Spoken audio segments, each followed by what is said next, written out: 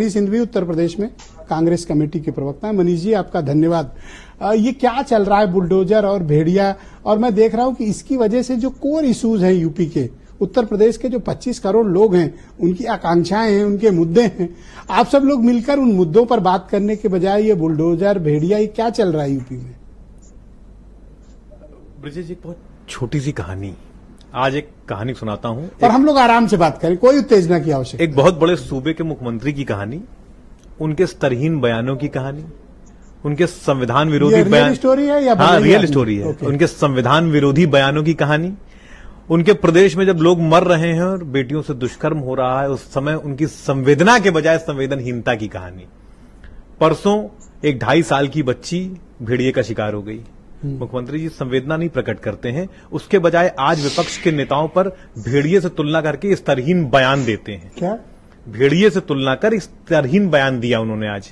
हाँ, ठीक है, स्टेटमेंट तो आया था कि वो 10 लोगों की मौत हो गई है। मुख्यमंत्री जी संवेदना नहीं प्रकट कर रहे हैं। आज हमारे प्रदेश अध्यक्ष अजय राय जी बहराइच गए हैं, उन 10 परिवार में जाकर मिल रहे हैं उनसे। भाई, राजनेता का धर्म क्या है? बुलडोजर से ज्यादा वो भेड़िए से तुलना बुरी नहीं, मुझे सब बुरा लगा।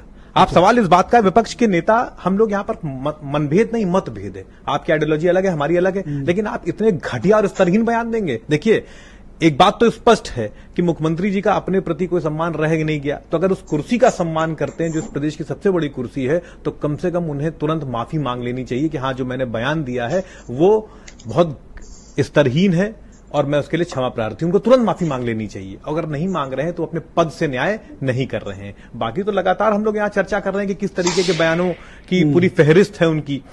दूसरी बात आप ये देखिए कि लोग मर रहे हैं, रोज आए दिन बच्चियों से दुष्कर्म हो रहा है, और मुख्यमंत्री जी की भी हंसती हुई तस्वीर आपके इस पर चैनल पर आ रही थी, जब वो इस बात पे कितना खुश हो रहे थे कि साहब वो बुलडोजर सब चला नहीं सकते।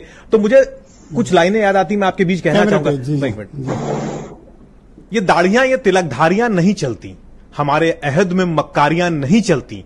अगर तू सरदार है तो फिक्र कर कबीले की, सरों को काट कर सरदारियां नहीं चलती। ये बुलडोजर क्या बदले का प्रतीक है? आप बिल्कुल बदले का प्रतीक है। सवाल इस बात का है, समाजवादी पार्टी ने भी तो यही स्टैंड लिया। आए सरकार में तो आज सरकार में योगी जी की उधर ही जाएगा बुलडोजर। भाजपा की सरकार है, योगी जी मुख्यमंत्री, मैं उनकी बात करूंगा इसलिए क्योंकि पावर उनके पास है। सवाल इस बात का है कि आप अगर न्याय प्रणाली पर आपको भरोसा नहीं तो आप ताला लगा दीजिए, बंद कर दीजिए उन्हें। आप कहिए अपनी पुलिस से कि बुलडोजर से घर गिरा दो, गोली मार दो, जो आप कहते हैं ठोक डालेंगे और मिट्टी में मिला देंगे। यही तो बयान है मुख्यमंत्री के, यही तो स्तरहीन घटिया बयान देते हैं मुख्यमंत्री। देखिए 22 में तो मैंडेट उनको बुलडोजर और मैंडेट तो लगातार घट रहा है। आप देखिए, उनको मैंडेट मिला का चुनाव योगी आदित्यनाथ जी के चेहरे पर नहीं लड़ा गया था, लेकिन भाजपा को सीटें आई थी। 22 में लड़ा गया। एक मिनट, नहीं मैंडेट पाया, रुक जाइए। और 19 में जितनी सीटें 14 में पाए थे, 19 में नहीं पाए। 22 में जितनी 17 में पाए थे वो नहीं पाए, फिर घट गई सीटें, और 24 में देखिए सीटें आधी हो गई। सर, तो लगातार मुख्यमंत्री का जो मैंडेट है वो घटता जा रहा है, और जिनके स्तरहीन और घटिया बयान और जिस तरीके की संवेदनहीनता इनके अंदर घर कर गई है, कम से कम एक संत का आचरण तो नहीं है। बहुत शुक्रिया आपका। मैं अरुण राजभर जी को आमंत्रित